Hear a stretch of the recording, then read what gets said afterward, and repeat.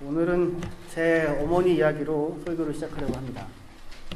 제 어머니 얘기를 제가 많이 한 편이어서 많이들 알고는 계시겠지만 또 모두가 알고 계시는 건 아니니까요. 저희 어머니는 결혼을 하고서 교회를 다니기 시작했습니다. 그 전에는 신앙을 갖지 못했어요. 그리고는 이제 30대 정도부터는 열심히 신앙생활을 하여서 여전도회 회장도 하고, 그리고 기도원에도 다니시고, 금식도 때로 하시고, 또 은사체험도 하고, 열심히 봉사하며 헌금생활도 하시고, 그렇게 하셨습니다. 열심히 이렇게 교회 생활을 하시다가 50세 정도 됐을 때 교회를 그만 다니시게 됐어요. 그 교회를 굉장히 오랫동안 이제 열심히 봉사하시고 다니셨는데, 교회를 이제 그만 다니시게 됐는데, 이유는 뭐였냐면, 사람들에게 상처를 받아서도 아니고, 뭐 목사님이 마음에 안 들어서도 아니고, 저희 어머니가 미용사시거든요. 오랫동안 미용실을 해오셨는데, 장사가 너무 안 되는 겁니다. 본래 그 목욕탕에 있는 자리에서 미용실을 오랫동안 해오시면서 잘 돼서 돈을 좀 벌었습니다. 그걸로 이제 더 좋은 데 가서 아파트도 사고, 그리고 이제 더 시내로 나가가지고 역시 목욕탕에 있는 곳에서 미용실을 했어요. 투자를 많이 했습니다. 기대를 많이 하시고. 근데 월세도 안 나오는 겁니다. 그러기를 거의 1년. 그러니까 너무 힘든 거죠. 그죠? 그래서 그러면 그럴수록 저희 어머니의 신앙은 점점 좋아지셨습니다. 신앙이 좋아지셨다는 얘기는 무슨 얘기냐면, 하나님에 대한 감사와 찬양이 넘쳤다는 얘기가 아니라 기도를 더 열심히 하시게 되었습니다. 새벽 기도도 열심히 나가시고. 사람들이 이제 처음에 새로 오픈을 했으니까 많이 와가지고 축복도 해주고 기도도 많이 해주고 하지 않았겠습니까? 물어보는 거죠. 이제 잘 되느냐, 잘 되느냐. 또 이제 있는 대로 얘기는 못하고, 기도해줘. 그래도 이제 뭐 감당할 수 있는 범위가 넘어가니까 이제 참 어렵다라고 얘기하면서 기도 부탁을 하고 그렇게 하셨었어요. 그 얘기를 듣는 사람들이 이제 하는 얘기들이 뭘까요? 더 기도해야 돼, 이거죠. 더 기도해야 돼. 목사님 오셔가지고 이제 신방하고 기도해 주시면서도 역시, 집사님 시험에 지지 마세요. 끝까지 인내하시고 기도하세요. 그렇게 얘기를 하셨어요. 그래가지고 정말 열심히 기도했죠. 특별 기도가 필요하다. 금식을 하라. 일천번제처럼 특별 헌금을 하면서 한번 기도를 해봐라. 그런 얘기들이 대부분이었어요. 하루 한 번은 그 기도원에 가가지고 3일 금식을 했는데, 오셔가지고 너무 배가 아파가지고 마지막 한 끼 금식을 못하고 가보니까 위축혈이어서 굉장히 고생을 하셨어요. 그 모습을 지켜보고 있는 아들로서의 입장은 참 쉽지 않았죠. 저는 그때 충신대를 다니고 있었고요. 하나님한테 기도를 했습니다. 제가 참, 하나님 좀 이 정도 하면 좀 불쌍히 여겨주셔야 되지 않겠습니까?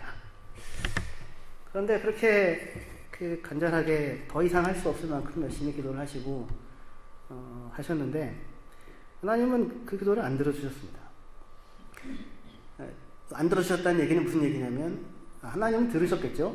하지만 이제 안 들어주셨다고 느꼈던 이유는 뭐냐면, 장사를 접었습니다. 접어야 하는 상황에 가게 됐는데, 모든 사람들이 다 저희 어머니 보고 기도를 열심히 더 해야 된다고, 마지막까지 기도줄을 놓지 말고 포기하지 말고 하라고 하는 가운데, 오직 딱 한 사람, 단 한 사람, 그것과는 전혀 다른 얘기를 하는 사람이 있었으니 저였습니다. 엄마, 기도의 문제가 아니야. 내가 볼 때 여기는 목욕탕에 있긴 하지만 너무 외진 곳이고, 목욕탕 자체도 너무 지금 사람이 잘 오지 않는 곳이고, 엄마가 실력이 부족한 것도 아니긴 하지만 인맥도 없는 곳에서 여기 너무 힘들어. 장소 자체가 좋지가 않아. 물론 하나님 진짜 불쌍히 여겨주셔서 내가 기도했던 것처럼 사람들 막 보내주실 수도 혹시 있겠지. 하지만 그건 정상적인 것 아니고, 그리고 공정한 것도 아닌 것 같아. 그러니까 자리를 옮기든지 미용실을 그만둬. 아들이 그냥 세게 얘기를 했습니다. 그 얘기를 들은 저희 어머니의 반응은 무엇이었을까요?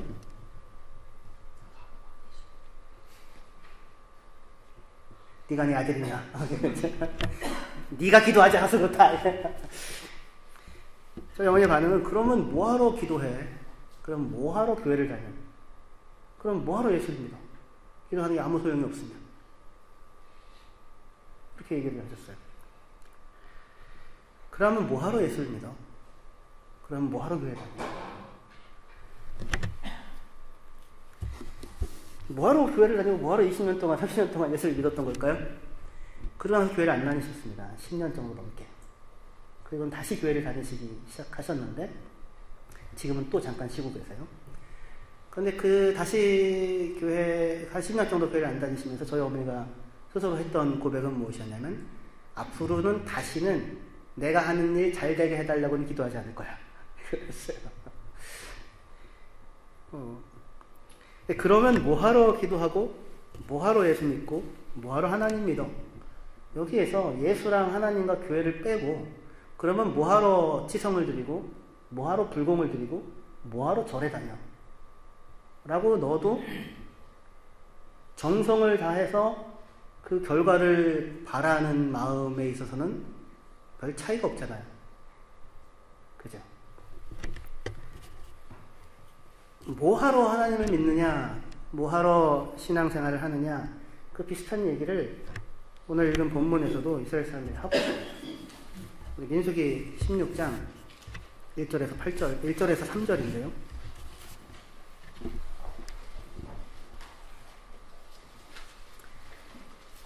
제가 읽겠습니다. 민수기가 아니고 출애굽기입니다. 출애굽기 16장 1절에서 3절.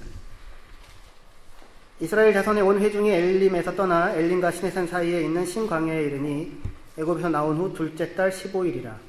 이스라엘 자손 온 회중이 그 광야에서 모세와 아론을 원망하여 이스라엘 자손이 그들에게 이르되 우리가 애굽 땅에서 고기 가마 곁에 앉아 있던 때와 떡을 배불리 먹던 때에 여호와의 손에 죽었더라면 좋았을 것을 너희가 이 광야로 우리를 인도하여 내어 이 온 회중이 죽여 죽게 하는도다 말합니다.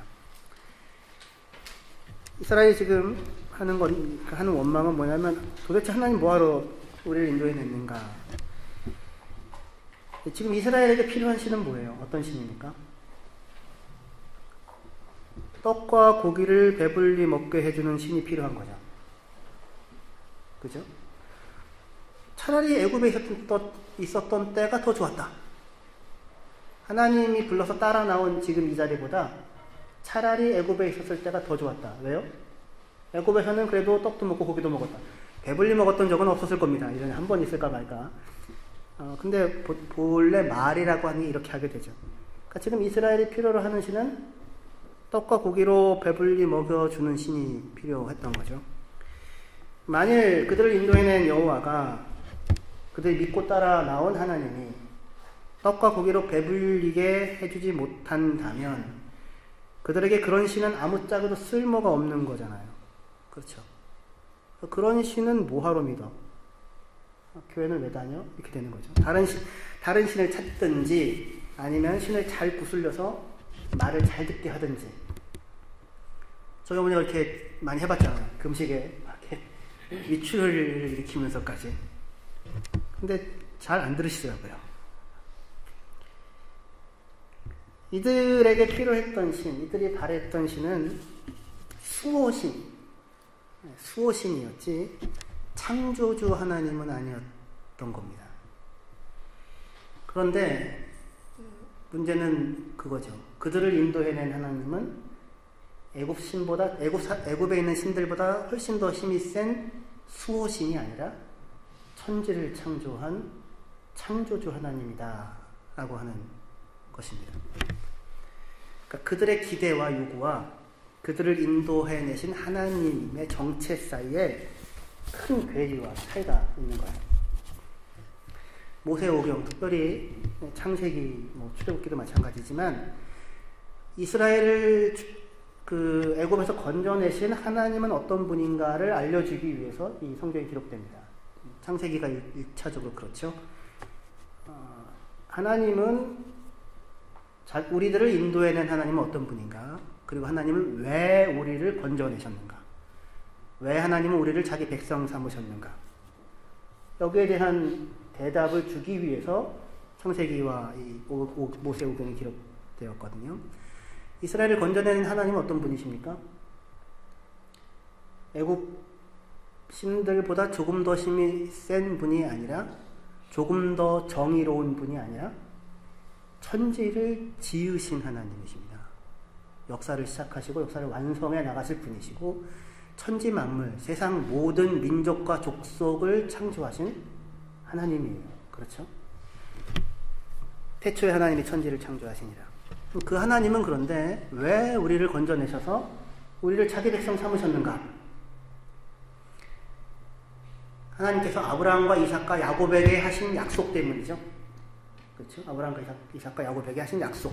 그 약속을 기억하시고 이루려고 그들을 불러내셨습니다. 그러면 아브라함에게 하신 약속은 무엇이었습니까? 자식 많이 낳게 해줄게. 자식은 이삭 하나밖에 없었는데 지금은 이렇게 많아졌지만, 땅에 있는 모든 족속이 너와 내 자손 안에서 복을 얻게 할 것이다 라고 하는 것이 하나님께서 아브라함에게 주신 약속이었죠. 그렇죠? 지금 그 설명된 그 하나님께서 이스라엘 백성을 구원하시고, 그리고는 그 약속한 내용을 이루어가기 위해서 지금 일하시고 계시는 거예요. 그런데 이스라엘 백성이 원했던 신은 어떤 신이었을까요? 이스라엘 백성이 기대했던 신은 어떤 신이었을까요? 그들도 창조주 하나님을 원했을까요? 그들이 자기가 지금 불리움을 받아 따라 나선 그 신이 어떠한 신인지에 대한 감이 제대로 있었을까요? 우리 이제 하나님이라고 하잖아요. 하나님. 개신교 안에서의 용어죠. 신이라고 안 그러고. 근데 뭐 신이나 하나님이나. 그러면 하나님하고 또는 신 하면 여러분들에게 떠오르는 이미지가 있겠죠? 어떤 이미지가 떠오르십니까? 그 천지 창조 그 그림처럼 이렇게 할아버지 수염 길은, 우리는 그쪽 아니죠. 우리는 옥황상제라든지 산신령이든지, 그죠? 무슨 도인 같은 이런 느낌이 나는 할아버지, 이런 느낌이 들 거예요. 아니면은 한국인의 정서 속에서 우리의 신관을 지금 우리도 알게 모르게 우리의 감정과 정서와 무의식 속에 형성해 놓고 있는 것이 우리 조상 대대로 갖고 있었던 하나님에 대한 생각 아니었겠습니까? 이스라엘 사람들은 비록 아브라함과 이삭과 야곱의 자손이었지만 그동안 400년을 어디에서 살았어요? 애굽 땅에서 살았죠. 그들이 만나는 신들은 그런 신들이었다고요. 그러니까 하나님을 믿는다. 와, 이 대단한 하나님이구나. 구원을 감사하고 찬양을 했는데, 총에 건너고 나오자마자. 하지만 그들이 갖고 있는 하나님에 대한 생각과 기대는 그들을 구원해 내신 실제 창조주 하나님과는 큰 차이가 있었다는 것입니다. 이스라엘 백성은 사실상 이 창조주 하나님을 원하지 않았습니다. 않았을 것입니다.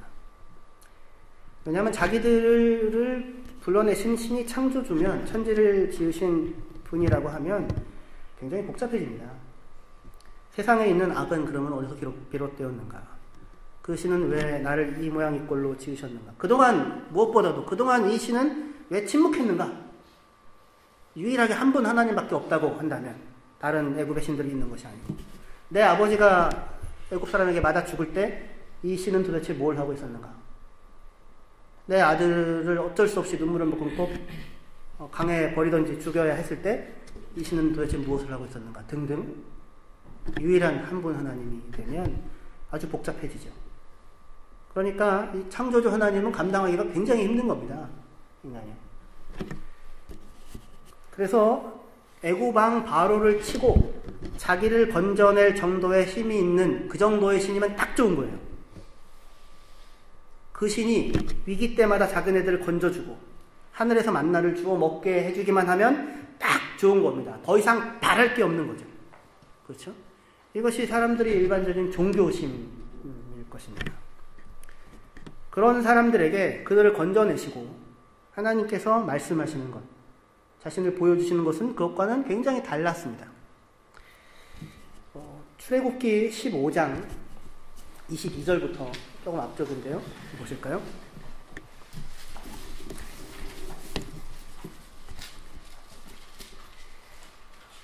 지금까지 금방 제 얘기를 듣고 목사님 저는 창조주 하나님 믿었지 이 성황당에서 비는 것처럼 하지 않았습니다. 혹시 그렇게 스스로 얘기를 하실지 모르겠는데 우리 깊은 그 의식의 저변에는 이 하나님을 제대로 알지 못하고 섬기는 부분이 많이 있습니다. 출애굽기 15장 22절부터 27절까지 말씀 보겠습니다. 모세가 홍해에서 이스라엘을 인도하매 그들이 나와서 수르 광야로 들어가서 거기서 사흘길을 걸었으나 물을 얻지 못하고 마라에 이르렀더니 그곳 물이 써서 마시지 못하겠으므로 그 이름을 마라라 하였더라. 백성이 모세에게 원망하여 이르되 우리가 무엇을 마실까 하매 모세가 여호와께 부르짖었더니 여호와께서 그에게 한 나무를 가르치시니 그가 물에 던지니 물이 달게 되었더라. 거기서 여호와께서 그들을 위하여 법도와 율례를 정하시고 그들을 시험하실세 이르시되 너희가 너희 하나님 나 여호와의 말을 들어 순종하고 내가 보기에 의를 행하며 내 계명에 귀를 기울이며 내 모든 규례를 지키면 내가 애굽 사람에게 내린 모든 질병 중 하나도 너희에게 내리지 아니하리니 나는 너희를 치료하는 여호와이니라. 그들이 엘림에 이르니 거기에 물샘 12과 종려나무 70그루가 있는지라. 거기서 그들이 그 물 곁에 장막을 치니라. 아멘. 그 엘림에 이제 이 물을 먹고 이 시험이 지나고 엘림에 갔더니 물샘 12개가 있고요. 종려나무 70그루가 있습니다. 이거는 상징적으로 보여주는 거죠. 하나님의 말씀을 듣고 그 말씀을 따라 사는 삶은 어떠한가, 얼마나 풍성한 삶인가, 이걸 이제 상징적으로 보여주는 겁니다. 하나님의 목표인 거죠.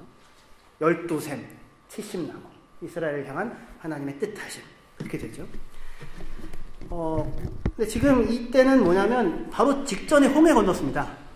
직전에 홍해 건너서 하나님을 찬양했습니다. 이스라엘 사람들이요.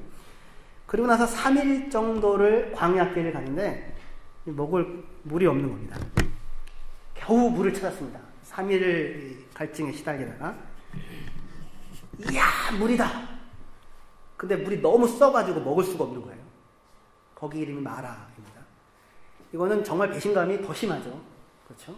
더 상심할 수 있는 상황입니다. 당연히 원망을 하겠죠. 원망을 하는 게 당연하죠. 우리 왜 데리고 나왔냐고.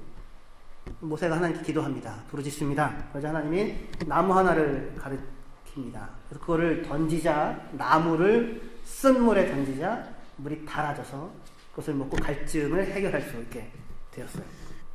그런데 하나님께서 여기서 그냥 이렇게 문제를 해결해주고 끝날 수도 있잖아요.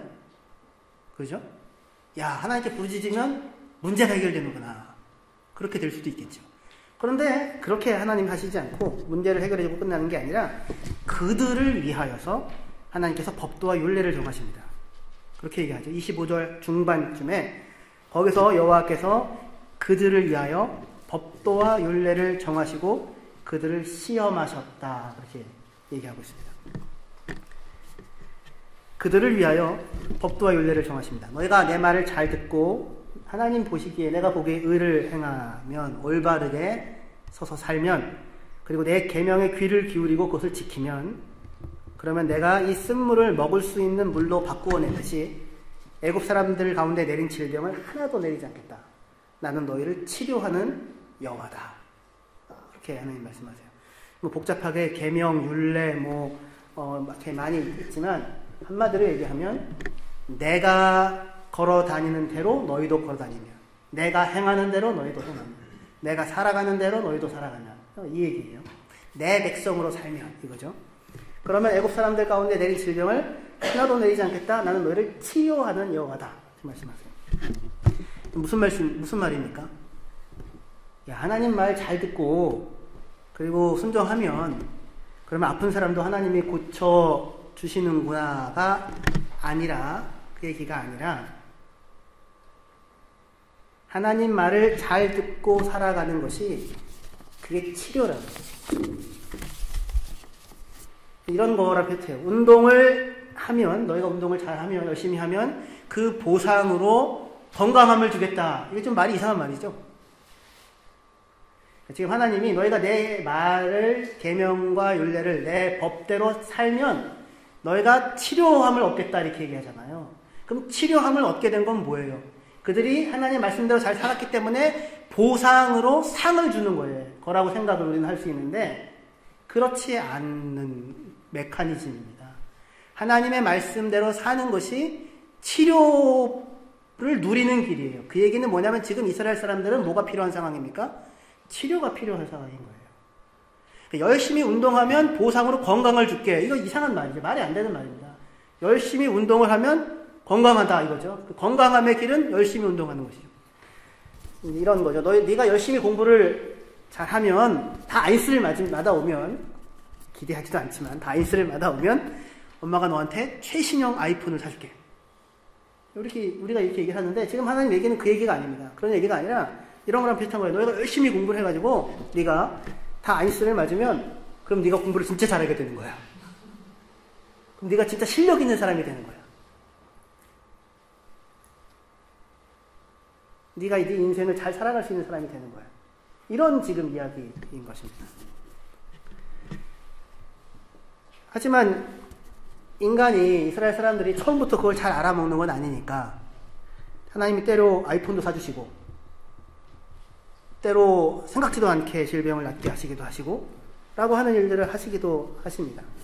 하지만 지금 이 말 나는 질병을 치료하는 여호와다 라고 하는 말에는 하나님의 이스라엘 백성을 향한 깊은 사랑과 소망이 사실은 담겨 있는 것입니다. 이 세상이 질병과 고통과 산말과 눈물이 있는데 그 이유는 무엇 때문입니까? 하나님의 말씀을 벗어나 불순종하고 죄악 가운데 살고 있기 때문인 거예요. 불순종하고 죄악 가운데 살기 때문에 벌을 주어서 아프게 하는 게 아니고요. 그게 아니라 다 아시죠? 나무를 땅에서 뽑아서 저기다 놔두면 벌을 받아서 얘가 마르는 게 아니잖아요. 그렇죠? 그런 것처럼 지금 이 세상이 하나님을 떠나서 불순종과 죄악 가운데 살고 있어서 질병과 고통과 사망과 눈물이 있는데 하나님은 지금 그것을 치료하기를 원하신다라고 하는 것입니다. 그래서 불러냈다라고 하는 거예요. 그것을 치료하는데 무슨 마법적인 방법이 있는 게 아닙니다. 길은 딱 하나밖에 없습니다. 건강하게 살 수 있는 길. 길은 딱 하나밖에 없습니다. 하나님 말씀대로 사는 것입니다. 하나님 말씀을 마음에 품고 하나님의 말씀을 따라 살아가는 거예요. 근데 여러분들의 지금 마음과 인생과 삶 가운데 들려지는 말들은 무슨 말입니까? 삶을 휘어잡고 있는 말들은 무슨 말이에요? 20년 후에 내가 어떻게 될까라는 막연한 불안함, 그런 속삭임이 이렇게 들리잖아요. 말들이 갑자기 확 사로잡기도 하잖아요. 지금까지 난 뭘 했는가라는 그런 말들이 사로잡기도 하고, 괜히 안 받아도 될 스트레스와 그렇게 살고 있는데 하나님의 말을 듣고 그 말씀대로 살아가라 이렇게 얘기를 하고 있어요. 근데 지금 하나님이 어디에 계셔서 어디서 말씀하고 계세요? 저기 하늘 멀리서 얘기하는 게 아니라 홍해 갈라놓고 백성들을 인도해놓고는 내가 하는 말 듣고 살아라 이렇게 얘기하고 있는 거예요. 바로 옆에서 물기둥과 구름기둥으로 인도하시고 지키시고 함께 하시고 그러면서 내가 하는 말 듣고 살아라. 그래야만 너희가 생명을 얻을 것이다. 이렇게 얘기하는 것입니다. 무슨 마법적인 방법이 있는 게 아니라고요. 하나님이 원하는 것이 건강함 자체가 아니고 이 삶의 길들을 걸어가게 하세요. 그냥 기적적으로 병을 낫게, 저희 어머니 얼마든지 하나님이시면 하실 수 있잖아요. 그렇게 오랫동안 기도하셨으니까 막 사람들을 막 구름대까지 보내주는 그런 기적은 하실 수 없으실까요? 아니면은 미용실 결국은 그만둔 게 하나님의 은혜고 복이었을까요?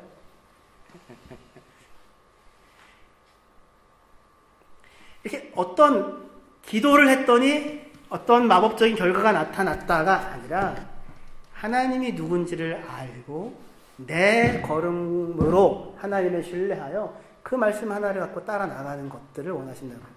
홍해를 갈라놓으시고 하나님은 어떻게 하십니까? 네 발로 걸어가라고 하시죠.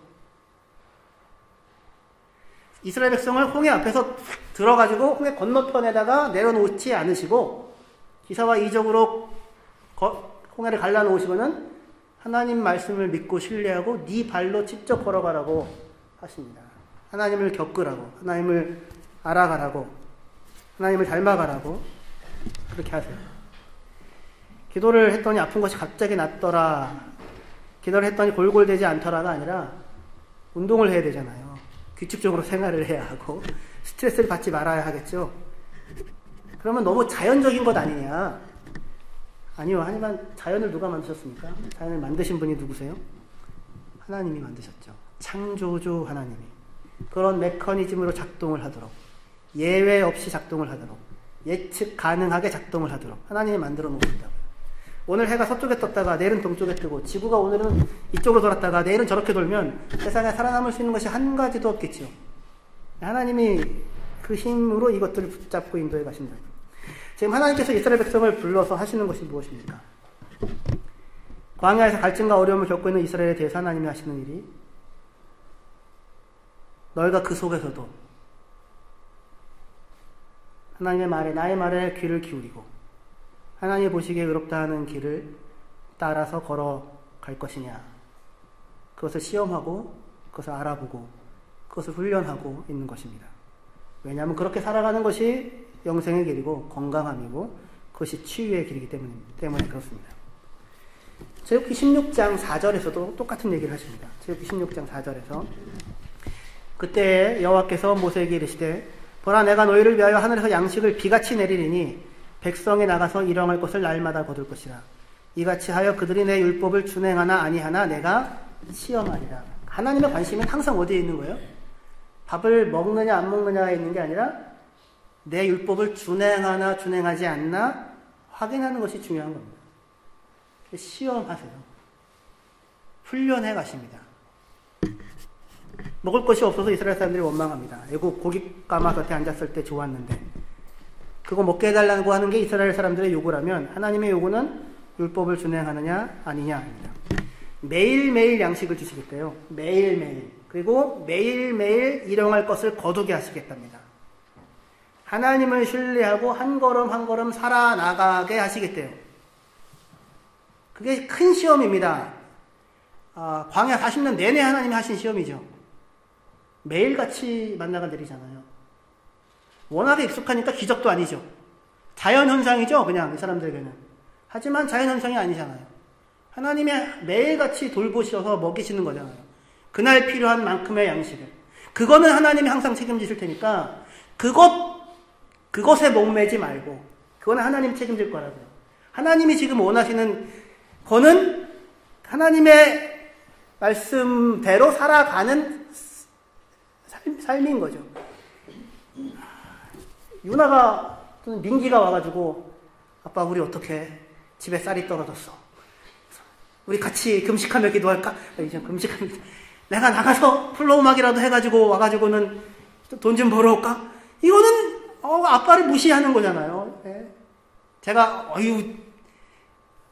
아이고 좋구나라고 할 수 있을지 모르겠으나 돈 많이 벌어라 이렇게 할 수 있을지는 모르겠으나, 하지만 지금 그거는 아빠의 관심이 아니죠. 학교 지금 잘 다니고 친구 잘 사귀고, 그렇죠? 사람 관계 잘 하고 선생님 말씀 제대로 잘 듣고 자기가 할 일 자기가 알아서 해 나가면서 훌륭한 사람으로 살아나가야 되죠. 훌륭한 사람으로. 훌륭한 사람 누구 닮은 사람? 아빠 닮은 사람. 아빠보다 훨씬 나은 사람. 아빠 닮은 사람이라는 말 하면서는 좀 마음에 꺼리낌이 있습니다.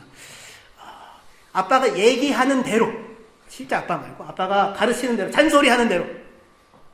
우리의 소망은 뭐예요? 아빠보다 나은 사람이에요. 하나님은 뭐예요? 나 같은 사람, 아빠 닮은 사람, 하나님 아버지 같은 사람. 우리를 향한 가장 큰 바람이시죠.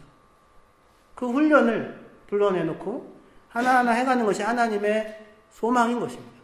하루하루 그날 필요한 양식은 날마다 주실 거예요. 그거는 20년 후를 염려할 필요가 없어요. 무슨 20년 후를 염려하고, 오늘 하루도 지금 할 일이 많은데, 오늘 하루도 말씀에 따라 순종하며 살아가야 될 싸움이 넘쳐나는데, 절대로 기적적으로 다 이루어지게 안 하세요. 홍해 걸러놓고도 네 발로 걸어가라 하시죠. 38년 된 중풍병자 예수님께서 들어 일으켜 세우지 않고 뭐라고 명령하십니까? 일어나서 네 자리를 들고 걸어가라고요. 나사로, 죽은 나사로 보고도 뭐라고 얘기해요? 나오래요. 자기 발로 걸어서. 살려놓는 것 기적이고 누워있는 것 이렇게 세우는 것 기적인데 우리는 어떻게 느끼게 하시냐면 말씀에 순종하여 나아갑니다 라고 하는 것으로 느끼게 하신다고요. 하루하루 순간순간을 지금 이 광야로 불러내서 하나님의 백성이 하나님의 백성으로 하나님의 자녀들이 하나님의 자녀들대로 자녀들로서 살아가는 것, 그것이 지금 하나님의 관심인 것입니다. 사람들은 어떻게 하면 병에 안 걸릴까? 어떻게 하면 재앙을 안 당할까? 어떻게 하면 20년, 30년 후가 보장될까? 그래서 축적해서 힘을 쌓습니다. 축적을 힘으로 생각합니다. 근데 한 30년 살 만한 걸 모아놔도요, 한순간에 갑니다. 그리고 그걸 모아놓는다고 해서 마음에 평안이 생기는 일은 절대로 없습니다. 저는 마음이 평안합니다. 왜 그럴까요? 모을 게 없거든요. 무슨 어디서 관청에서 돈이 5천 유로가 뭐 갚아야 돼 그러면 근심이 되지만 500만 유로를 갚아야 돼 그러면 근심이 하나도 안 됩니다. 뭐 내 선을 넘어가 있는데요. 그걸 뭘. 오늘 하루 내 허락된 삶에 필요한 것들을 하나님께서 기적처럼, 그러나 우리는 아무렇지도 않게 마치 당연하듯이 알지도 못하게 매일같이 부모가 자식에게 밥을 먹여주듯이 하나님께서 그렇게 우리를 키워가십니다. 우리 보고 뭘 하래요? 하나님이 하나님 되심, 하나님이 어떠한 분이신지를 알고 따라오라고 합니다. 그러면 따라오면 하나님이 우리를 통해서 뭘 하길 원하시는가? 그것만 읽고 마칠게요. 출애굽기 19장 5절에서 6절.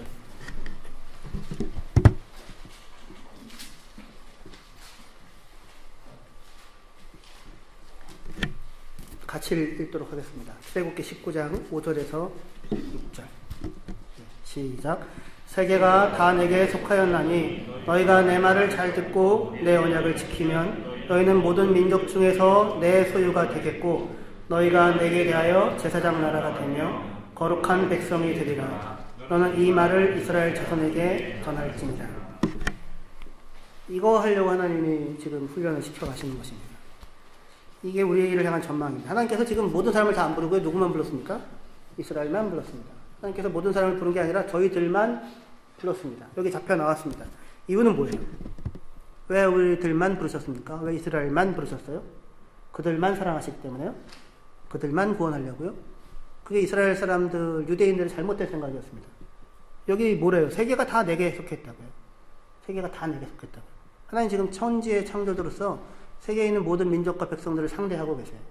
그래서 그들을, 이스라엘 사람들을 제사장 나라 삼아, 거룩한 백성 삼아, 세상에 있는 모든 족속들을 이 하나님의 아들 됨의 복의 자리로 부르시길 원하세요.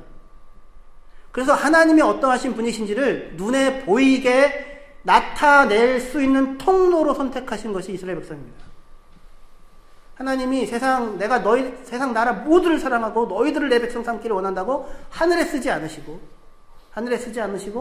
구체적인 한 개인, 한 민족, 한 공동체를 선택하시고 하나님 사랑하는 사람들의 삶의 모습, 하나님은 어떤 분이신지, 하나님의 소망이 무엇인지, 하나님이 걸어다니는 길은 무슨 길이신지, 그것들을 사람들의 눈에 보이는 공동체 통로로서 이스라엘을 선택하신 것이고, 예수 그리스도를 보내신 것이고, 교회를 선택하신 것이고, 저와 여러분들을 선택하신 것입니다.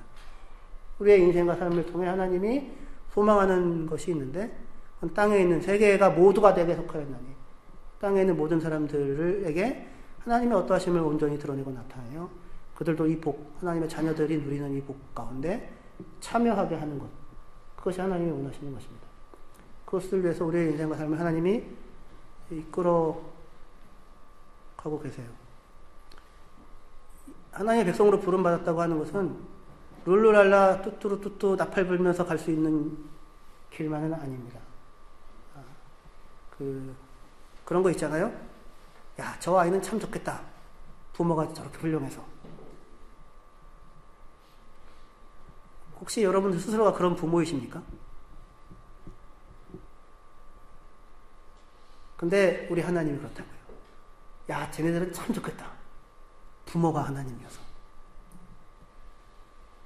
하나님이 자녀로 우리를 부르셔서 시험하시고 훈련하시고 양육해 가십니다. 쉬운 길이 아닙니다. 아우 잘못 만났다. 근데 이렇게 생각할 수 있을지 모르겠습니다. 하나님의 백성으로 불림 받았는데 광야에서 다 죽었습니다. 그게 하나님 백성의 현실이에요. 하나님 기준이 높아요. 땅에 있는 모든 족속에게 복을 가져다 주시기를 원하세요. 근데 하나님, 근데 그걸로 실패한 게 아니죠. 자녀 세대를 키우시죠. 자녀들을 키우시죠. 저도 이 45살 정도 한국 나이로 되니까 다음 세대가 생각이 납니다. 이제는 애들 키우면서. 내 때가 최종 목표가 아닐 수도 있겠구나. 그래서. 근데 그 역할은 하고 싶지 않아요. 하나님 말씀 안 듣고 살더니 저렇게 죽었구나. 이 역할을 하고 이 교훈을 전달해주는 하나님의 백성. 이러고 싶지는 않습니다. 하나님과 광야에서도 동행하는 사람. 광야에서도 찬송할 수 있는 사람. 오늘 매일같이 내리는 만나 가운데서도 하나님의 은혜로 믿음으로 걸어가는 사람. 여호수아와 갈렙, 자기에게 주어진 약속의 땅을 단순한 믿음으로 마음의 성실함으로 걸어가 그 땅에서 하나님은 이런 분이야 라고 사람들에게 보여줄 수 있는 사람. 그 몫이 부모된 저와 여러분들의 몫이고 그리고 하나님의 자녀된 우리들의 몫일 것입니다. 기도합시다.